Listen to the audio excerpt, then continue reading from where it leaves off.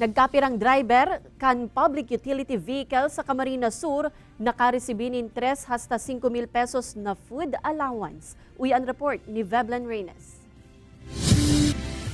Mantang padagos na naglalangkawan presyo nin petrolyo, nagrurukman ang kabuhayan kan mga driver na nakasarig sa pamamasada. Sa katuyuhan na makatabang sa pagpaasan kan agyat na darakan presenteng sitwasyon, nagpaabot din ayuda ang DSWD sa pirang jeepney drivers sa Camarines Sur. Pinabigyan po tayo ng mga jeepney drivers ay ito po ay food assistance in a form of cash.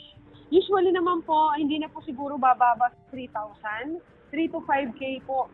Parte sanaan mga driver kan public utility jeepney sa pigkukonsiderar kan DSWD na vulnerable sectors o ang mga sektor kan komunidad na labing nagsasapo sa katahawan kan krisis sa nasyon. Nagkapiradigdi ang mga parasira, para OMA, senior citizen, persons with disability asin iba pa.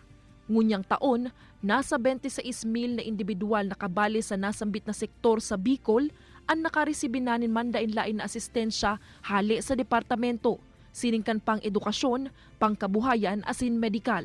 Kasama din po yung sa medical kasi meron po tayong mga asistensya, kasama po yung mga sa hospital kasi meron po tayong partnership nga po, yung katulad pong nabanggit ko kanina, LGU's Online Agency. Piglalauman kan DSWD Bicol na madudugangan pa ang mga magiging benefisyaryo kan sa indang mga programa. Kaibanan si Jovel Ubiso, Veblen Reynes, Balitang Bicolania.